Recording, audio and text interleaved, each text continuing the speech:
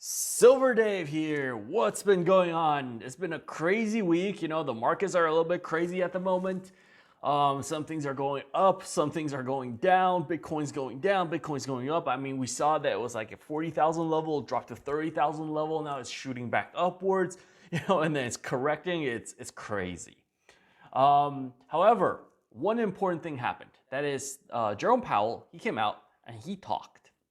And he gave us a little bit more insight about what will the Federal Reserve do in the coming years, and what he's confirmed, what they will do over the next few years. And he also gave, really important, he gave us insight about how the Federal Reserve, makes their policy. So let's review the video and let's find out how the Federal Reserve acts upon economic data and decides on how they'll behave with interest rates and quantitative easing, and how that might affect the price of gold and silver and all our precious metals and our stack.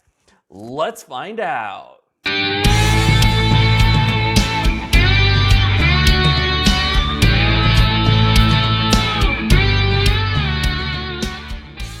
So I skipped to this segment of the Federal Reserve where Jerome Powell comes out and he talks about the relationship between employment and inflation. And that is sort of, he keeps repeating this phrase that the Federal Reserve is a dual mandate entity, and they are concerned about employment and inflation and the relationship between employment and inflation. And actually that's their job, and the most important thing is, well, he talked and he elaborated. So I'll play the video, and afterwards we're going to look at what he said and what he means. How are some of these models like he's referring to? He will talk about things like the Phillips Curve, inflation, backlash, and so on. So let's watch the video, and afterwards I will elaborate a little bit. I'll elaborate quite a bit upon how and what is he really talking about, and what can we expect going forward. Play the video.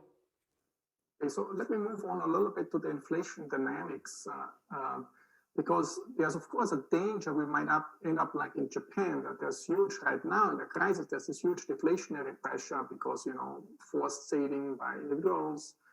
But on the other hand, there might also be a pent-up demand, and there might be inflation whipsaw, you might go back. So we might end up in a situation where we have to be very aggressive, put the foot on the accelerator, but then we might get stuck in a low inflation environment for quite a while, or we might also end up in the other extreme when pent-up demand kicks in, and then inflation will come back up. So what do you think are the essential elements to control this whipsaw mechanics, which might occur or might not occur, or we might just get stuck in a low inflation environment? What do you see? How does the new framework help us in this to manage this better, or help you to manage it better for our economy? So this is a really good question. So I've skipped to this part. This is the portion where we talk specifically about inflation. Put the video on pause, and I want to really talk about the question. This is a really good question. Is that right now the Federal Reserve is doing a lot of QE, and what if inflation goes out of control? How do they know that they need to it won't spin out of control? And why do they think that it won't spin out of control? It's more important to think that why the Federal Reserve thinks it will not spin out of control. Then we can better predict what are their actions. So this question, a lot of analysts, I think if you look at Cathie Wood and so on, they're thinking that, potentially we will have this inflation trap, and then there's so much pent-up demand, it will shoot out, and we will suddenly have the Federal Reserve will have to pull back all the QE, and then the market will crash, they'll raise rates. Then you have another set of sort of analysts who believe that we'll end up more like in Japan. The people will be scared, they won't be able to spend. You've got multiple scenarios. So let's see what Jerome Powell says and what is their plan and how will they act based upon their inside knowledge or their models. Yeah, so a couple of things I would say about that. First, as you suggested, in the near term, as the pandemic recedes and we see potentially a strong wave of spending as people return to their normal lives and begin consuming various services, there could be quite exuberant spending, and we could see some upward pressure on prices. And by the way, at about the same time, we'll be seeing measured inflation go up because of base effects as we lap the low readings of the first of March and April of last year. So, in fact, that's quite possible. Indeed, that is in the forecast of many economists. But the real question is, how large is that effect going to be, and will it be persistent? So, because clearly a one-time increase in prices that isn't very large is very unlikely to mean persistently high inflation. And that just is a function of the underlying inflation dynamics of the U.S. economy as they have been in the last many years. As you know, we have a flat Phillips curve, meaning there's still a small connection, but you need a microscope to find it, between slack in the labor market and inflation. We've also got low persistence of inflation, so that if inflation were to go up for any reason, it doesn't follow, inflation doesn't stay up. And that it used to be, if you go back to when I was an undergrad at Princeton, you had a steep Phillips curve, and it was combined with highly persistent inflation, and that's what gave you the inflation that I graduated into in 1975. Okay, 1975. Keep this date in mind. Jerome Powell and the models that, the Phillips curve established, that most economists work under, this is a model established in before the 1970s, between 1960 and 1970, right? So I'll go on later on and explain a little bit why that's important and why today it's a little bit different. But let's finish the video. And later in that decade. So dynamics will change, but they don't change. We don't think they change, quickly or on a dime, and we'll come back to that. I also think, let's say that does happen. Let's say we have a strong economy in the second half of the year, and that continues. Remember, we're a long way from maximum employment. There's plenty of slack in the labor market. Unlikely that wage pressures are going to be reaching a level that would support higher inflation. Also, second, the other factor I'd point to is look around the world.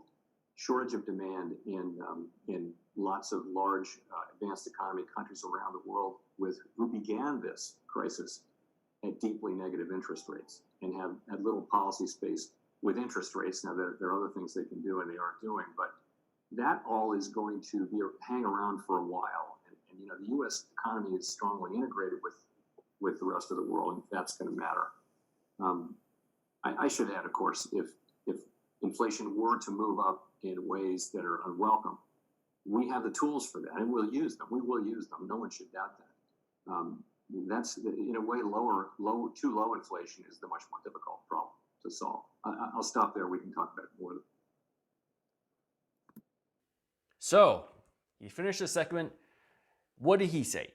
Well, first of all, most of the models that they use for inflation, right, up till today, has been made in the 1960s and 1970s, and that's what they learned, like in university. If you went to class, like if you went to an economics course in university, let's say in the early pre-2008 and prior to the Great Recession, right, you would be presented with something called the Phillips curve. And let me explain what is the Phillips curve.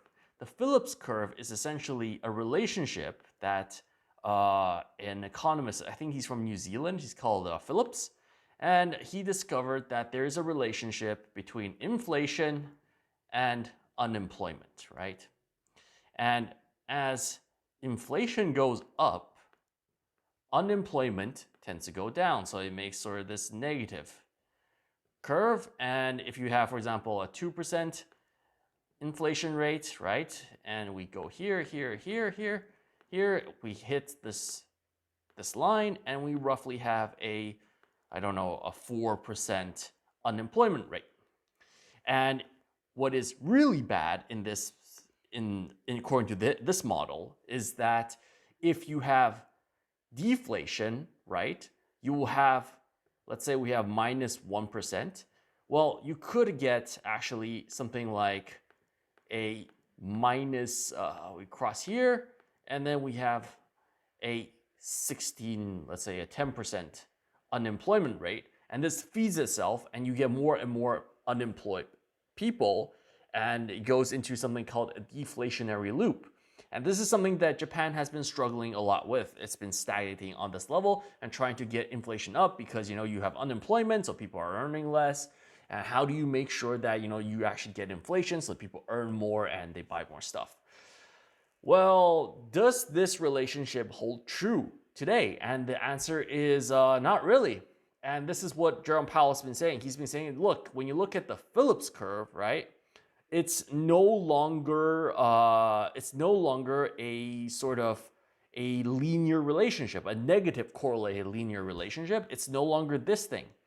It's changed. What does it look like? Well, this is the model from 1960 to 1969. If you price out inflation against unemployment, you see that it follows the Phillips curve.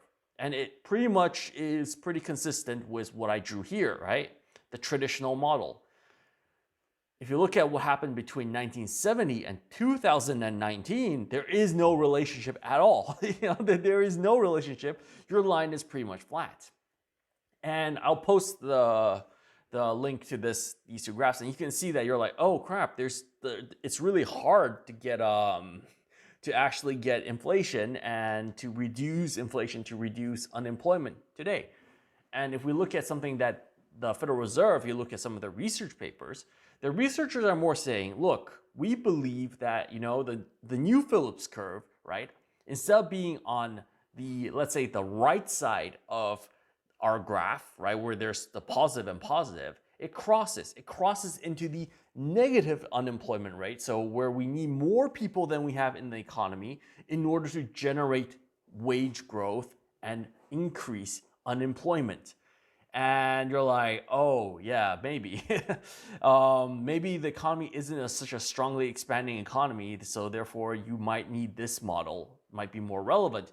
And I think if you look at this model, right, the most important thing is the 2% unemployment means we are beyond. You'll realize in the video, he keeps saying maximum employment, right? It's okay to keep inflation running above maximum employment.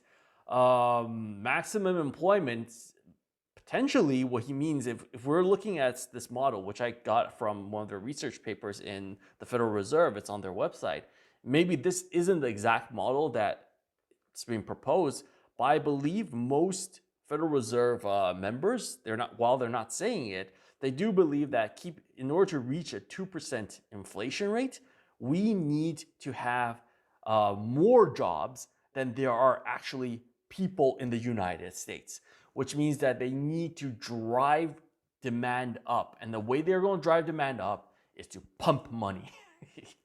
And to make sure that companies, they're so liquid and they're so capitalized that they have to employ people to come and make use of that capital.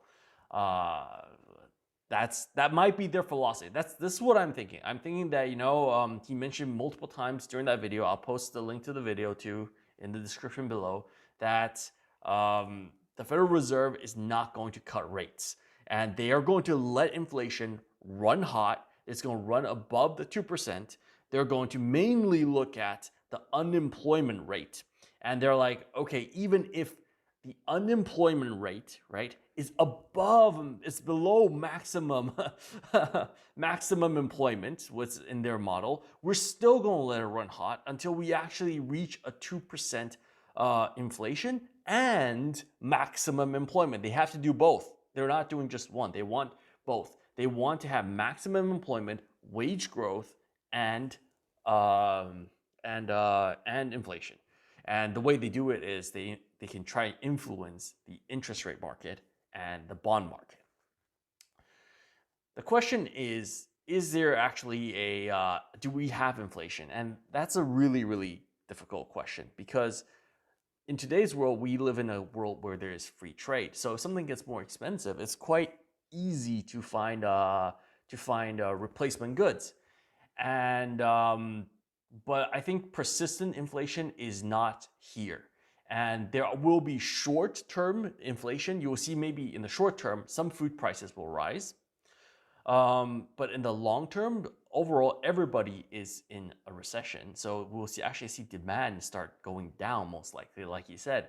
One of the first things that we could have rising in the short term is food prices, that corn, soybeans. I mean, One of my friends who used to work in commodities, he was like, yeah, just look at the soybean prices, man, it's crazy. There's a shortage.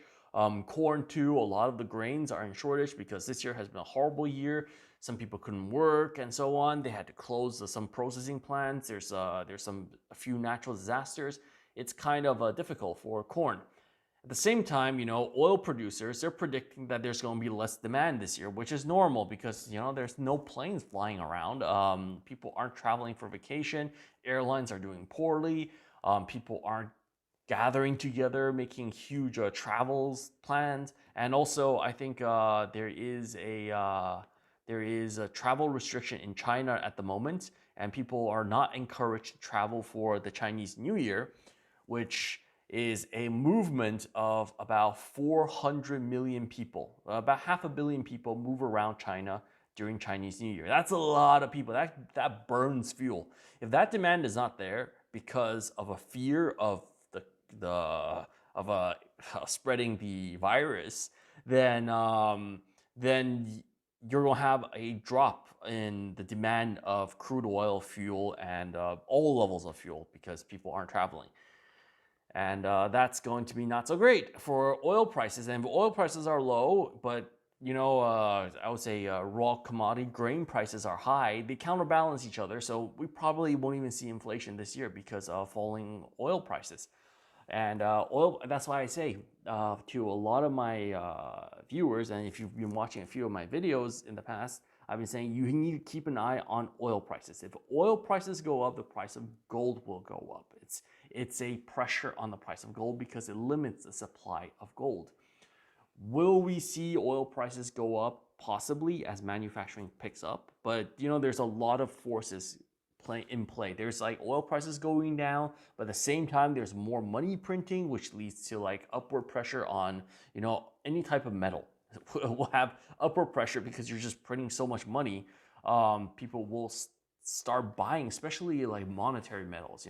They depend a little bit less on oil. They do depend on oil, but they also depend on the amount of money you're printing.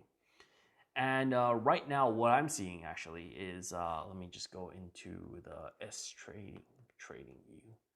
Let's see, trading view is what I'm seeing is, despite that there's a recent drop, there is a level of resistance at the 1700, 1800 level, right? There is some resistance at the level. It's not like in free fall, despite the fact that oil prices have been sort of stuck in the $50 range. And the reason is because there is continuous monetary policy that's highly accommodative. So they're buying, they're just pumping money into the economy so that they can keep things afloat and hopefully until the end before things go bust, before things explode. And it's kind of like, what do you call it? It's kind of like there's a dynamite at the end of there's a dynamite and you have this like string, right? You're not really able to put out a fire that lit the string, but you're trying to add more string to before it reaches the dynamite until you run out of string. That's the best analogy I can give you. But yeah, there is a certain level of resistance, despite the fact that that there's continuous lockdowns. Lockdowns will put pressure on the price of gold. I think gold will be below $2,000 and above like $1,750, and it will be within that band range before moving higher. And some of my predictors that I've been working on, they've been predicting that in the midterm, somewhere around like this year, I would say more April, May, we could see more higher levels. There's upward pressure in the long term for the price of gold. But in the short term, there is quite a few isolated events that could like keep gold's price somewhat lower. And another part I've been talking about is, the US doesn't really have a liquidity problem, but in other countries where they have imbalance of trade and lack of demand for energy, for oil, for gas, they still need dollars and they still need to buy dollars on the international market. And oil is so low, and gas too, that they will have to sell their assets, which include gold, in order to get dollars so that they can trade with manufacturers that provide them with essential goods like clothes, I know computers and the manufacturers that make these things, well, they're in Asia, they're China, they're Vietnam, it's Thailand. These manufacturers, they will accept their local currency, but they will mainly, when you pay them, it's in dollars. So we're going to see in the short term a lot of these, banks, they're going to sell off their gold assets. And what might happen is, what will happen afterwards is, as the economy picks up and we do see inflationary pressures pick up, and because there's so much money in the system at the moment, right? We will see more of a whiplash effect. I do think we will see a whiplash effect, but it won't be before like 4 years in the future. And by then, if you have, right, like I've been telling people, right now, it could be a high, but it could also be like a hidden low, what we're seeing right now. And you're like, how can it be a low? It's like 1800 gold is not a low. You have to remember that central banks, when I look at the cycle of like when central banks buy gold and they don't buy gold, central banks tend to sell gold when gold is at a historically relatively low period, at a dip. At historical dips, central banks tend to sell gold. And then what happens after they sell gold is that the price of gold rises. And you're like, why? There's more supply. But they've also, when they're selling gold, they're trying to raise more cash. And they're also trying to print more cash. And the US government is also trying to print more cash to meet the world reserve demand. And that tends to, in the long term, put a long-term pressure on, I would say, these supranational currencies, gold, silver, platinum, and nowadays cryptocurrencies. But in the short term, there's somewhat of a downward pressure, which is, I see it as a stacking opportunity. Just add more to your stack and, chill. there really isn't. Don't put it's not financial advice. Don't put life savings into this. Just like, whatever spare, if you have a little bit of spare cash that you don't need, it's a savings account, and just put it to the side. That's what you should be doing. Every single month, I meet my financial obligations, I meet my savings obligations in cash, and then I meet my investment obligations, and then I have a bit left over, and I buy some gold. That's pretty much how you should treat it and how you should roll. There's no need. It's not very complicated. It's pretty simple. Pay your bills, get a work to make sure you have income. Pay your bills. Meet your family obligations, your life obligations, feed yourself well, make sure you have a shelter, whatever you have spare, put a little bit into cash savings, and then the rest of it into cash savings and then long-term investments, and then afterwards a little bit into physical precious metals. That's your fire insurance policy. Anyways, this is not financial advice, but thank you very much for watching the video. If you like the content, click the like button. If you want to stay up to date, subscribe, bell notification. Thank you for watching. Stay safe and stay stacking.